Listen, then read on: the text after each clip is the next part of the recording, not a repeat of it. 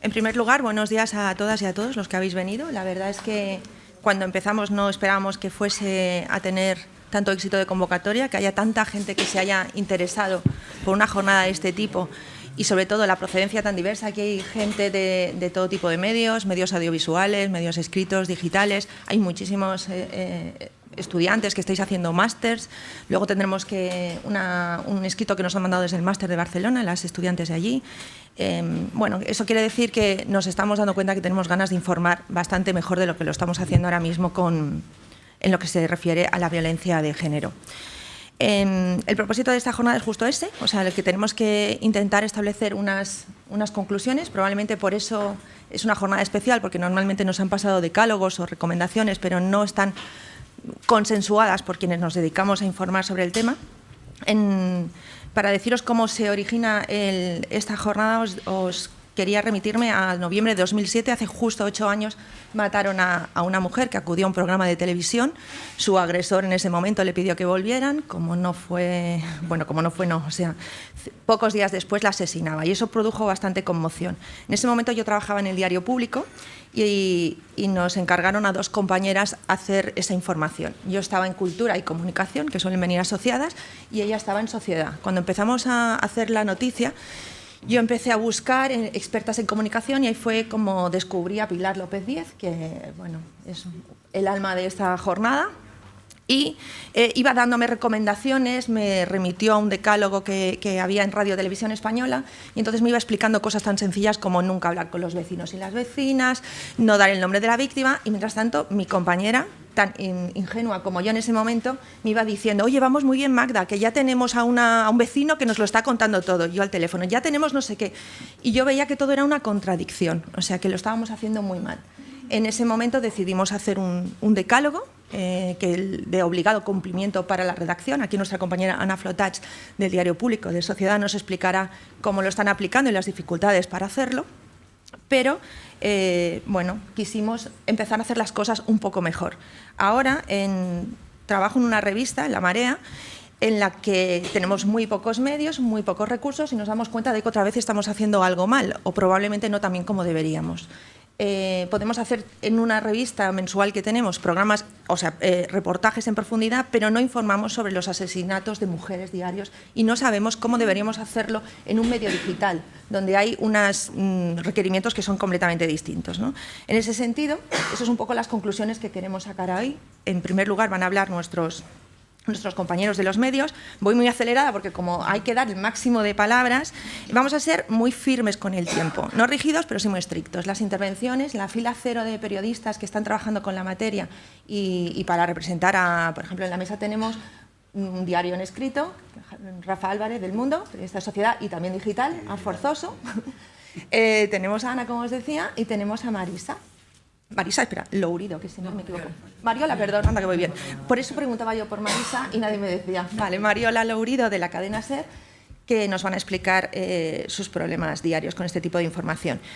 Quiero aprovechar para dar las gracias, muchísimas gracias al Ayuntamiento por habernos cedido esta sala, a Pilar, a Sonia y a Juana, luego las presentaremos debidamente porque nos van a dar buenas recomendaciones y hacer un análisis, y a Javier Moltó en la organización que está pues ahí dándolo todo.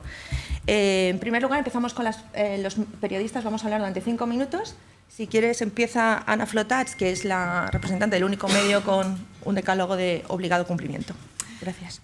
A ti, pues buenos días a todos y a todas. Gracias por invitarnos a este encuentro. Como ya ha contado Magda, en 2008 Público se autoimpuso un decálogo para informar sobre violencia de género y gracias a su iniciativa, porque como ha contado fue ella quien lo propuso, pues ese joven periódico que por aquel entonces dirigía Nacho Escolar se convirtió en el primer medio de comunicación con un reglamento de este tipo de obligado cumplimiento.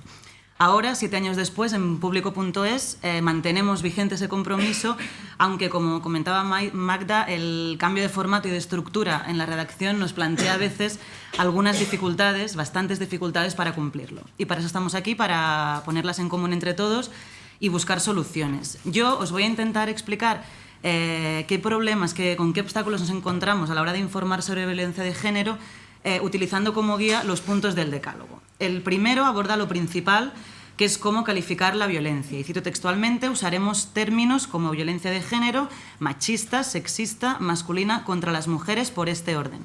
Rechazamos, por lo tanto, expresiones como violencia doméstica, de pareja y familiar.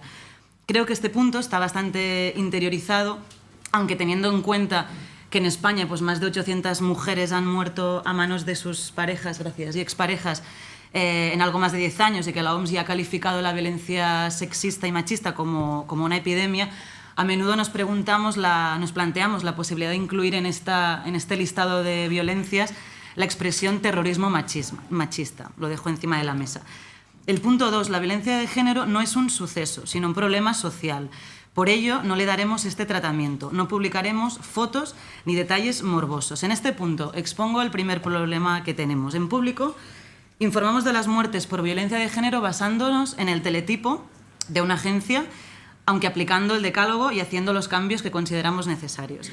Aún así, la inmediatez a la que obliga Internet y el hecho de trabajar en una redacción, con una información que ya viene con un titular elaborado, hace que muchas personas olviden las normas que hemos pactado. Y sin querer excusarme ni echar balones fuera, todos sabemos que en las redacciones digitales se generan muchísimas noticias a lo largo del día y como hay pocas manos, no se dedica el tiempo suficiente, en mi opinión, a la edición, pero no a la edición de temas de violencia de género, sino de cualquier otro tema, y ya sean escritos por un periodista senior y experimentado, igual que si es escrito por un becario. Aún así, quiero dejar claro que aunque a primera vista pueda parecer que titulamos con detalles morbosos para llamar la atención del lector y así conseguir más visitas, os puedo asegurar que con este tema la batalla por el click no existe. O sea, esta no es la causa de que en nuestra web a veces se hayan podido colar titulares señalando el número de puñaladas o el modo de la muerte en la que una mujer ha muerto a manos de su pareja o expareja. Se debe, como os digo, a la nueva realidad de las redacciones digitales que dificulta el control y el seguimiento de la información y, como es lógico, también el del decálogo. El punto 3, nunca identificaremos a las víctimas, ni incluiremos información que pueda perjudicarlas a ellas o a su entorno. Conecta con el punto 4, respetaremos siempre la presunción de inocencia de los agresores. Una vez haya sentencia condenatoria, los identificaremos debidamente, destacaremos el castigo e intentaremos incluirlo en los titulares. Y aquí aparece otro problema. Os pongo un ejemplo. Nos llega un teletipo informando de que la policía ha encontrado un matrimonio muerto en el dormitorio de su casa. La investigación apunta que el hombre asesinó a su mujer y luego se suicidó, pero como hay que publicarla a última hora, titulamos así: una pareja hallada muerta en el dormitorio de su casa. Y destacamos en la entradilla que todo apunta a que se deba a que sea un caso de violencia de género. La clave aquí es que hay que estar pendiente de la actualización de esta noticia. Hay que esclarecer qué sucedió y cambiar el enfoque cuando se confirme que efectivamente se trataba de un caso de violencia machista. Y desgraciadamente, y ahí en tono el mea culpa, no siempre se hace. El punto 5. Nunca buscaremos justificaciones o motivos como el alcohol, las drogas o las discusiones. La causa de la violencia de género es el control y el dominio que determinados hombres ejercen contra sus compañeras. Este punto creo que también está interiorizado, igual que el sexto. Evitaremos las opiniones, como decía Magda, de vecinos o familiares que no hayan sido testigos directos de los hechos. En cualquier caso, nunca recogeremos opiniones positivas sobre el agresor o la pareja. Un punto que conecta con el séptimo: intentaremos ofrecer opiniones de personas expertas en la materia. Priorizaremos las fuentes policiales y de la investigación. No se informará con precipitación. Y esta última frase, como os decía, es más difícil de cumplir y plantea un reto en las redacciones digitales, como os comentaba antes. El punto 8, solo incluiremos testimonios de víctimas de malos tratos cuando no se hallen en situación de emergencia o bajo cualquier tipo de presión. En público, además de informar sobre casos concretos de violencia machista que acaban en muerte, hacemos reportajes dando voz a las víctimas y, como es obvio, su seguridad es lo primero. También la seguridad de las víctimas, como indica el punto 9, de violencia continuada, como agresiones, maltrato psicológico, aunque no tengan resultado de muerte. Y para terminar, el punto último, siempre incluiremos en la noticia el teléfono gratuito de ayuda a las víctimas, el 016, y cualquier otra información que les pueda ser útil. En público, al final de cada noticia, escribimos el 016, teléfono de atención a las víctimas de violencia de género, es gratuito y no deja rastro en la factura telefónica. Para terminar, porque me quiero ajustar al tiempo, todos sabemos aquí que la violencia de género es un problema de igualdad y nosotros estamos comprometidos en hacer pedagogía en este sentido, y por eso en Público, también en Público.es, heredamos del Público Papel la sección Femenino Plural, que es una sección semanal que trata temas de igualdad y de violencia de género, y que seguimos manteniendo a pesar de tener pocas manos, y en la que está ya implicada toda la redacción. Y para terminar, nos preguntaban también qué retos nos planteamos para el futuro. Yo quería destacar dos. En primer lugar, encontrar enfoques atractivos para que este tipo de historias se lean, porque desgraciadamente los lectores, o al menos los de nuestra página web, parece que no están interesados en la igualdad, y esa es nuestra responsabilidad, hacer este tema atractivo. Y en segundo lugar, un reto que es social, pero que también se traslada a las redacciones, y es que los hombres sientan como propia la lucha por la igualdad, que los periodistas hombres vean que es prioritario informar sobre igualdad y violencia, y no solo que lo crean, sino que lo hagan. Y bueno, en Público pensamos que tanto hombres y mujeres periodistas tenemos el deber de informar con rigor sobre esta lucha, implantar de manera rigurosa, como digo, el decálogo, pero también despertar a una sociedad que parece que no está concienciada, o si lo está, parece que no va con ella, sobre lo que significa la violencia de género y vivir en una sociedad que no es igualitaria. Muchas gracias, Ana. Pues ahora va a intervenir Rafa Álvarez, él es periodista de sociedad del diario El Mundo.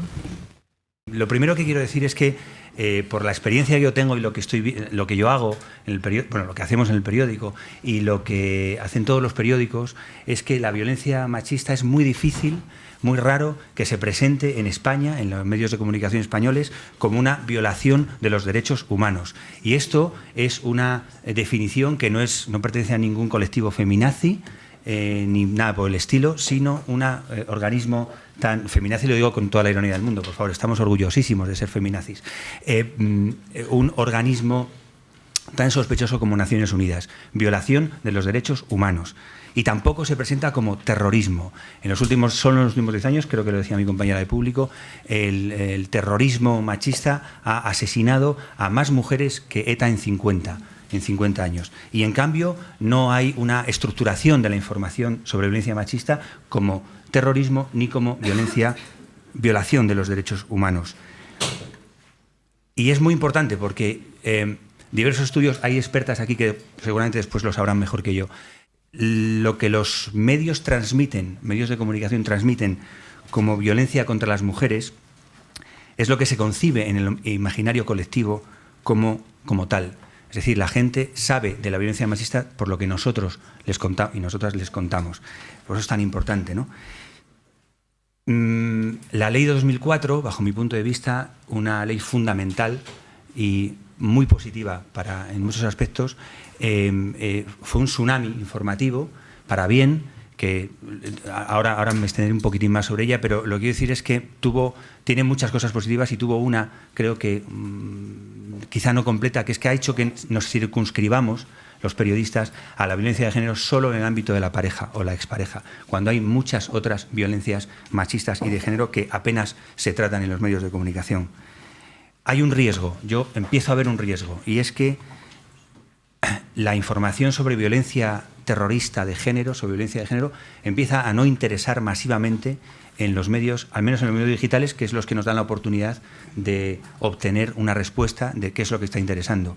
El ejemplo, al menos el ejemplo que tenemos nosotros, es el de la marcha del pasado sábado 7 de noviembre, pese a la riqueza tipográfica y la colocación de la noticia en el medio digital, el número de clics, como tú decías, no correspondió. Salvo excepciones, tengo algún ejemplo, salvo excepciones, la violencia machista no arrasa masivamente en los medios en términos cuantitativos, y eso para mí es muy peligroso, por lo que las empresas consideran negocio informativo. Si esto no interesa mucho, pues acabará desapareciendo del todo.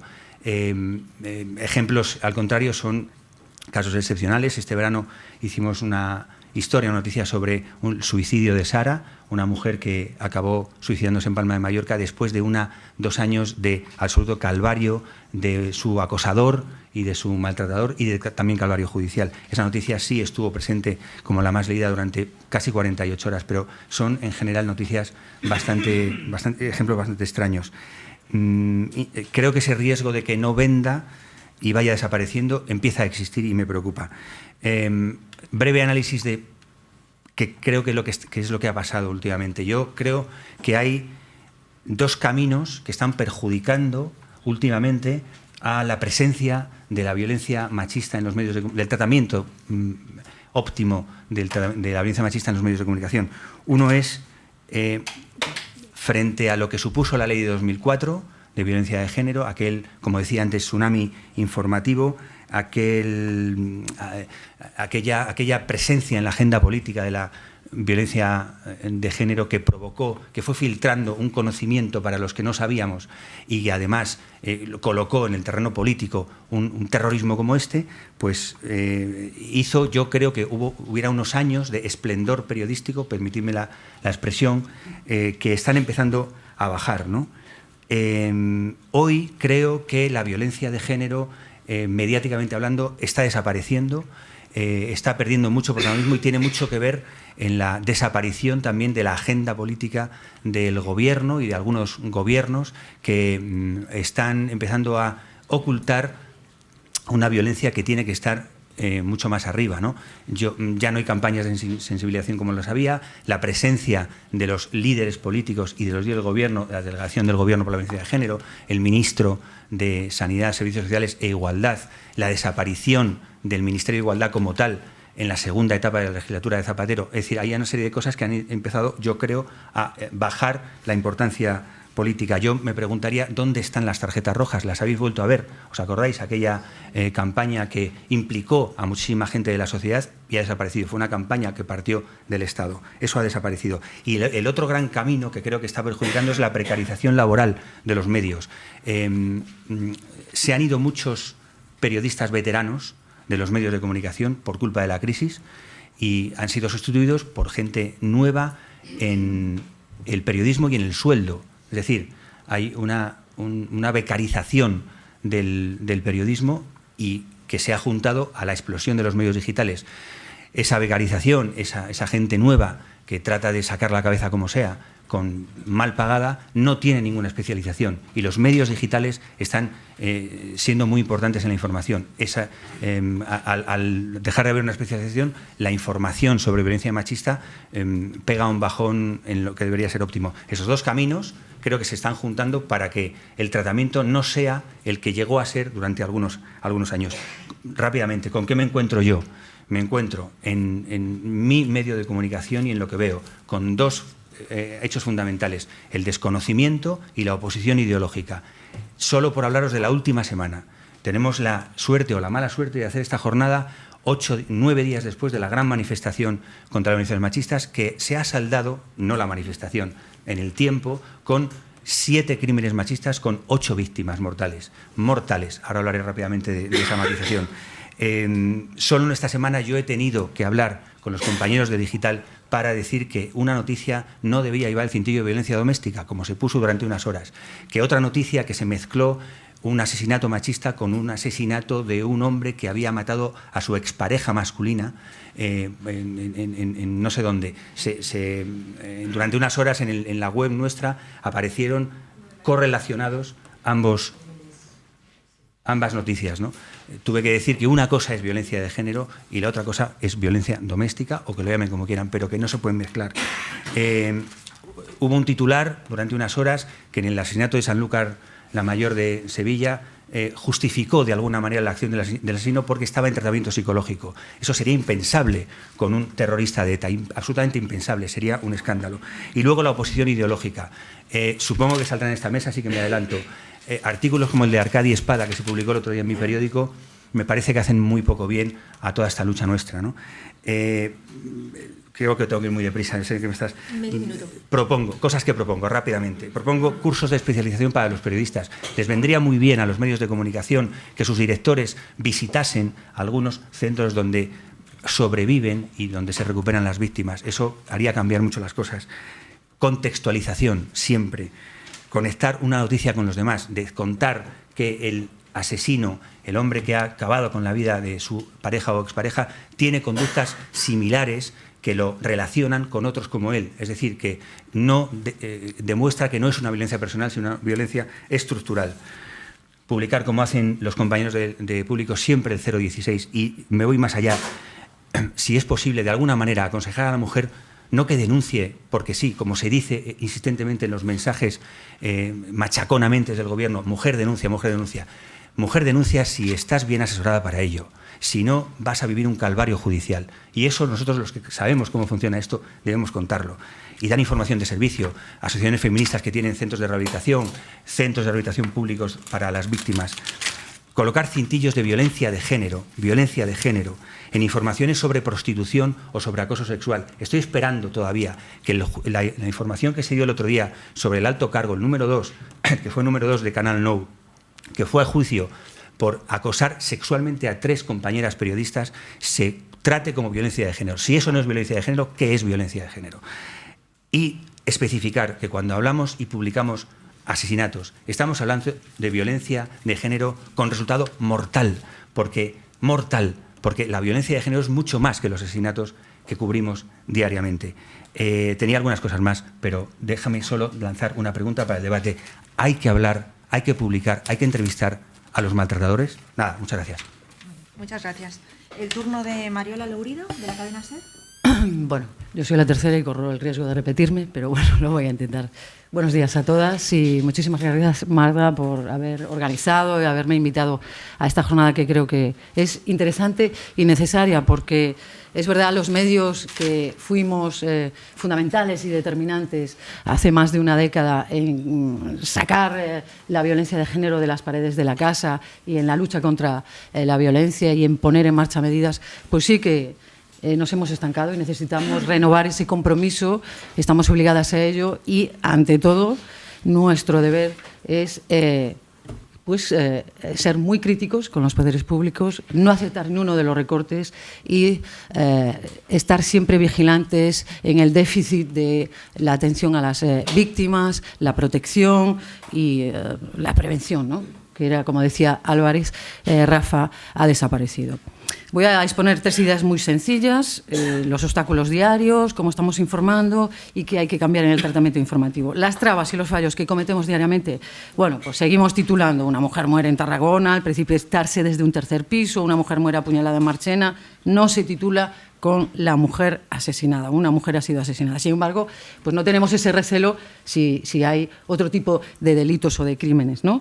Está claro que aquí hay una carencia de formación, debido a la volatilidad, por ejemplo, en las webs y en los digitales, de la que tampoco se libran los medios convencionales, porque, como ha dicho Rafa Álvarez, las direcciones, las empresas están prescindiendo, están despidiendo a las periodistas más veteranas y con mayor experiencia. En la radio seguimos escuchando, aunque cada vez menos, pues comentarios de los vecinos que comentan lo estupenda que era la pareja, lo majo y educado que era él. ¿Por qué? Pues por lo mismo, por la falta de conocimiento del problema, por la falta de formación. Yo aquí, bueno, pues tengo que decir que los compañeros de las emisoras, en las emisoras pequeñas, pues hay muy poco personal. A veces hay un redactor, bueno, pues a lo mejor en Radio Granada, por ejemplo, un redactor que tiene que hacer el informativo, el autocontrol, el programa, incluso los deportes. Es decir, solo les falta barrer la emisora. Entonces, con lo cual es muy difícil alcanzar y prepararse y tener especialización, ¿no? Yo he hecho mucho de menos, esto no es un reproche, la actividad, que las asociaciones de mujeres sean más activas. Yo lo he aprendido todo de ellas. Yo cuando empecé a ocuparme de este tema, pues apenas había guías, no había ninguna orientación de cómo tratar. Yo lo he aprendido todo en sus ruedas de prensa. En una simple rueda de prensa, las nuevas periodistas pueden aprender claves de cómo tratar este problema. Los obstáculos con los que me encuentro, pues aunque ha sido un avance enorme en estos 15 años, 10 años, y el SER siempre se ha considerado un tema prioritario, siempre se ha mantenido un respeto escrupuloso a las víctimas, aunque bueno, tenemos que hacer autocrítica, y siempre se ha tratado de buscar la voz de las expertas y de las asociaciones. Bueno, pues no es menos cierto que yo cada día me tengo que pelear ¿vale? Por los temas de igualdad, para que ocupen un espacio en el informativo, porque cuando me ven y propongo un tema ya están, aquí está la feminista dando la tabarra siempre con sus temas. En fin, y de verdad que es una labor de pedagogía que años después tienes que seguir haciendo en todas las reuniones de redacción. Y mi experiencia a lo largo de estos años me ha confirmado que es fundamental ir tejiendo complicidades dentro de la redacción, sobre todo entre las periodistas. Entre los periodistas también, pero entre las periodistas yo he visto compañeras que no entendían este problema, incluso que al principio pues tenían una actitud incluso, bueno, pues neomachista, y ahora están en el otro lado. Es fundamental tener cómplices en todas las secciones.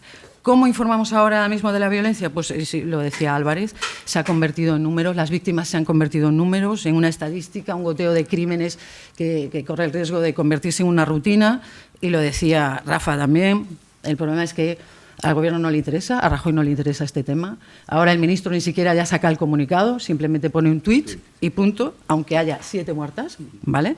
7 asesinadas.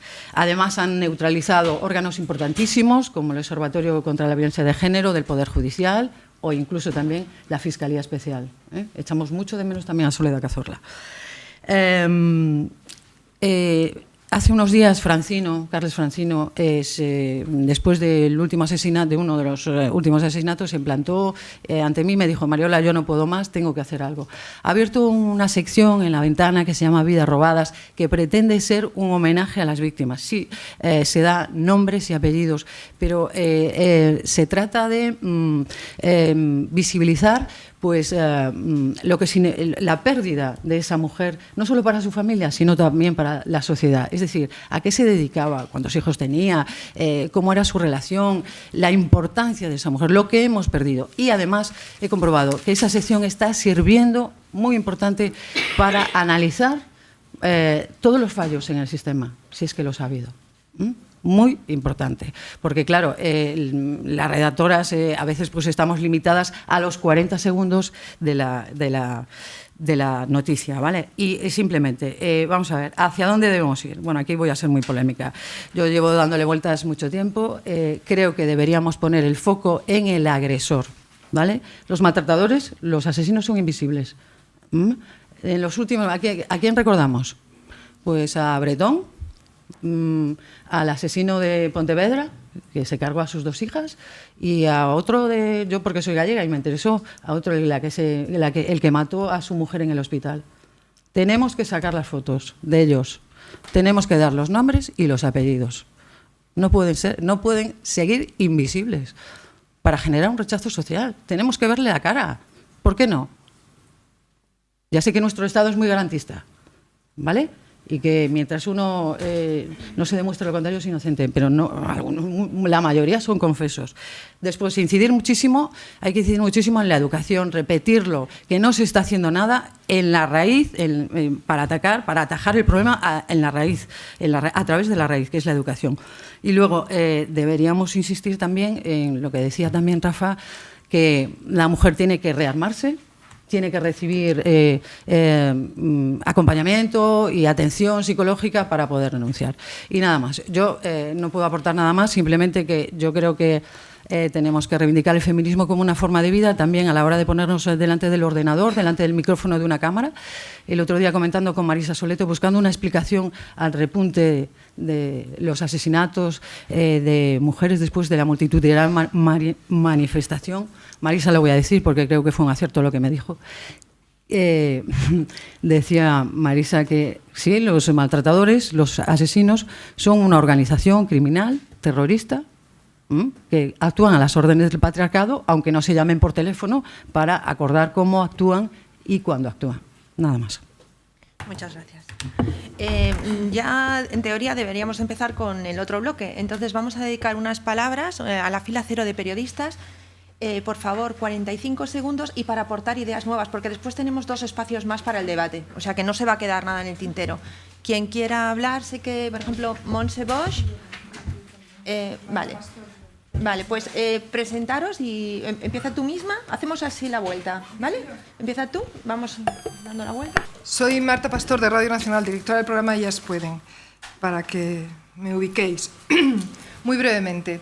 Esto es un tema que ahora mismo yo creo que está fuera del alcance realmente, aunque tengamos voluntad para ello. Aquí estamos un montón de mujeres, hablando de mujeres. Es como si estuviéramos en una habitación donde hay un montón de mujeres que quieren encender la luz, pero el interruptor lo tiene un tío. Y eso es lo que pasa en las redacciones. En los cursos de formación, yo desde luego, por supuesto los daría a los periodistas jóvenes, pero los que tienen que ser tremendamente formados son los directores de los medios, tremendamente formados los jefes de redacción, son los que nos miran a las mujeres que queremos hablar de igualdad y de violencia de género como si fuéramos frikis. Porque estoy segura que todas, en algún momento, y todos los que hablamos de violencia de género, cuando han querido meter una noticia de maltrato, porque no solo es la violencia de las mujeres que asesinan, es que de maltrato hay de continuo. Te han mirado como si fueras alguien raro, te has sentido rara. Bien, las direcciones de los periódicos están copadas por hombres. Yo trabajo en un medio público, en la radio pública. Deberíamos dedicar también al tratamiento de la información desde los medios públicos de este tema. Trabajo en un medio público donde el comité de dirección está compuesto absolutamente por hombres. Todos los jefes de área son hombres y todos los presentadores y directores de los grandes bloques son hombres. Donde hablar de violencia de género está muy bien, pero solamente para un sueldo de 3 minutos, porque, como te dicen, no da para más, no abundemos porque no da para más. ¿Qué más recorrido tiene? Donde hay un programa a la semana con medios públicos, uno en radio, 2 programas, perdón, a la semana, de 1 hora a la semana, para hablar de igualdad y de violencia de género. Si esto pasa en medios públicos, con fondos públicos, ¿qué no pasará en medios privados, donde hay intereses comerciales potentísimos, como decía el compañero del Mundo, hasta el punto de sacar un artículo como el de Arcadi Espada el otro día? Nada más. Gracias. Por favor, brevedad. Hola, soy Pilar González de EFE. Estoy encantada de haberme encontrado con muchos compañeros. Solo apuntar 2 cosas al hilo de todo lo que se ha dicho aquí. Una, creo que la violencia de género, violencia machista, debería tener un tratamiento transversal en las redacciones. Y otra, un poquito también apuntalando lo que ha dicho Rafa Álvarez, de ponerle la etiqueta de violencia de género a muchas noticias que no se les está poniendo. No perdamos de vista los 19 millones de mujeres de 15 años para arriba que han sufrido acoso por las redes, lo que se llama acoso de red. Y nada más. Muchas gracias. Bueno, plantear primero, por aquello de recordar la historia, está muy bien lo del decálogo de público, pero, es decir, recordar que el primer manual sobre el tratamiento de cómo tratar bien los malos tratos es de la televisión andaluza, y que es de 1998, 99, etcétera, etcétera. Después hubo un estupendo trabajo que dirigió, que lideró Pilar, por el que apostaron las televisiones privadas y públicas. Ahí Televisión Española se comprometió, y quizás uno de los problemas que tengamos en estos momentos es que desde las relaciones, desde la sociedad civil, no ha habido suficiente presión como para el cumplimiento de estas cuestiones que no deberían ser solo voluntad animosa de la redacción. En estos momentos, es decir, yo siempre he defendido desde hace mucho tiempo, desde el 2004, la frase que se cumpla la ley. Y entonces ya no necesito que haya buen rollo y que la gente pueda compartir, que mis jefes o mis jefas entiendan las cosas, sino simplemente lo que pido es que, sobre todo especialmente los medios públicos, que se cumpla la ley, y no se está cumpliendo. Totalmente de acuerdo, creo que Rafa ha puesto el dedo en la llaga en relación al tema de la cantidad de violencias de género que quedan fuera. Efectivamente, con la ley se trabajó mucho el concepto de la violencia entre las parejas, pero sin embargo estamos teniendo, efectivamente, como has comentado, un montón de temas de acoso, pero también, no solamente acoso, cómo estamos tratando el tema del tráfico y la prostitución. La prostitución, en muchos de los focos que tiene, es violencia de género. Es decir, la diferencia de salarios entre varones y mujeres es violencia de género. Entonces, poner el acento en que quizás no es fácil identificar porque necesitas no las gafas lilas, en realidad serían las gafas transparentes para poder hacer un periodismo sin discriminación de las mujeres, ¿no? Tenemos que reivindicar que el buen periodismo significa tener esa mirada de igualdad, que es lo que nos va a dar al final una buena pieza. ¿No? Ya no se trata, por un lado efectivamente ponemos el acento de qué es lo que ha ocurrido en negativo, totalmente de acuerdo con Mariola en el tema de poner el acento en relación a los maltratadores y a los agresores. Ya está bien de siempre enfocar a las víctimas, pero además, es decir, tenemos que hacer un esfuerzo en el periodismo para que todas nuestras informaciones de manera transversal tengan la corrección de igualdad, porque si no, de oficio nos salen sesgadas. Muchas gracias, Monse. ¿Alguien más quiere intervenir en esta primera parte? Vale. Manu, preséntate, por favor. Hola.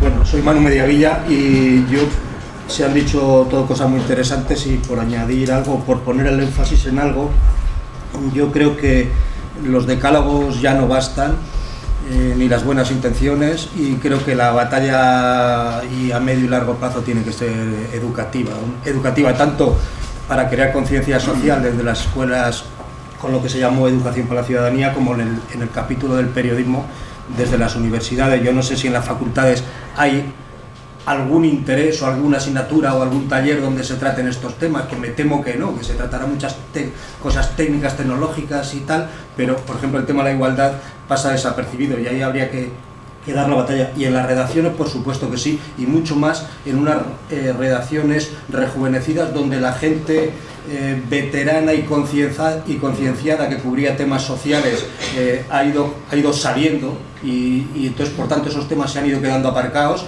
y por tanto hay que dar una batalla, y en esa batalla yo creo que hay que darla con cosas más especializadas, más concretas, como pequeños talleres donde haya siempre hombres y mujeres, donde se aplique una paridad para que todo el mundo se conciencie, porque también es fundamental que los hombres se comprometan con el tema de la lucha contra la violencia machista, ¿no?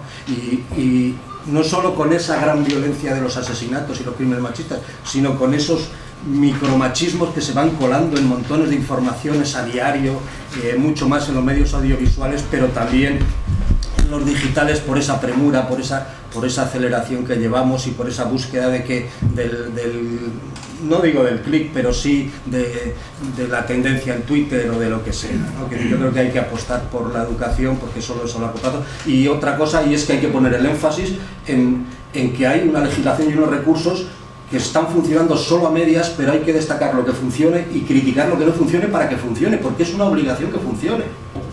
Muchas gracias. No hay sí, por favor, brevedad, porque es que si no, no nos dará tiempo. Sí. Respecto a los medios digitales, principamente... Preséntate, por favor. Amanda Padilla, periodista independiente. Respecto a los medios digitales, la importancia de una buena utilización del apoyo gráfico de las noticias. A pesar de que se está empezando a cuidar, por ejemplo en Cadena SER, hoy había una información con una fotografía que refuerza los estereotipos en torno a la violencia de género, y creemos que hay que cuidar mucho también la información gráfica, porque es lo primero que entra por los ojos en el lector. Simplemente eso. Muchas gracias. Nuestra compañera Laura Galau... Izaskun Sánchez. Preséntate. Bueno, yo soy Izaskun, del periódico Diagonal, Izaskun Sánchez. Y nada, simplemente mucho que comentar, 45 segundos, que no... Pero bueno, en el debate tendremos más tiempo. Yo creo que el enfoque precipitado muchas veces viene de que la visión de género no está transversalizada en los medios, normalmente. Entonces, reproducimos noticias en las que hablamos del escote de la Merkel, de si esta política está casada o no, entonces todo eso se refleja en cómo tratamos la violencia de género, entonces no puede analizarse de una manera aislada, ¿no? O sea, es algo que permea en todo el medio. Otro punto que me parece importante es dar una visión que empodere a las mujeres, que no las victimice y revictimice continuamente, que es una tendencia bastante habitual. Otro punto interesante es usar fuentes feministas más allá de las fuentes gubernamentales. Las feministas tienen muy trabajado este tema y saben qué terminologías utilizar. Y otro punto que lanzo a lo mejor para el debate es la idoneidad del uso de terrorismo machista, cuando un término como violencia de género ni siquiera interpela a los adolescentes, por ejemplo.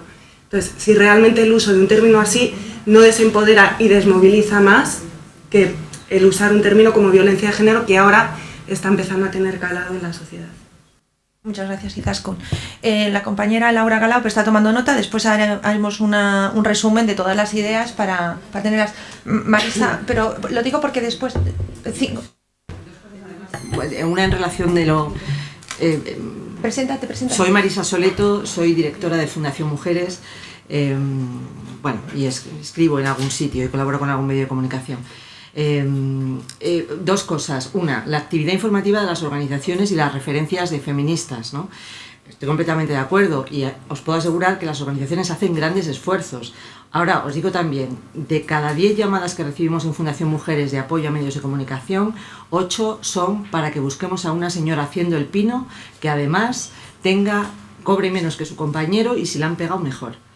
Esa es, digamos, la demanda que en muchas ocasiones tenemos mayoritaria por parte de los medios de comunicación. Y en segundo lugar, aunque es verdad que lo de ser feminista es ser friki, por definición, y yo lo sé porque llevo muchos años siendo friki, básicamente hay una cosa que pasa también con la información en materia de violencia de género, que no es solamente que contravenga las recomendaciones en materia de violencia de género, que es que lo que contraviene son los códigos deontológicos básicos del periodismo en materia de dignidad de las víctimas y en materia de justificación del delito. Y os lo digo porque cuando desde Fundación Mujeres hemos tenido que poner algún tipo de denuncia ante organismos reguladores, etcétera, etcétera, de lo que tiramos son de los códigos deontológicos. Y yo recuerdo ahora mismo noticias en la televisión pública de Castilla-La Mancha, recordaremos alguna, y algunas de las que se han mencionado aquí, que básicamente es que no pasarían el mínimo de calidad de lo que tiene que ver con el respeto a los derechos de las personas. Por lo tanto, le tenéis mucha fe a la formación, estoy escuchando, pero hay algo más, es decir, cuando efectivamente en este caso concreto lo que no se respeta es la profesionalidad básica, no solamente la falta de recomendación en materia feminista o en materia de transversalidad, hay algo más, ¿no? Y también lo dejo ahí para el debate. Muchas gracias. Pues damos paso a la intervención de...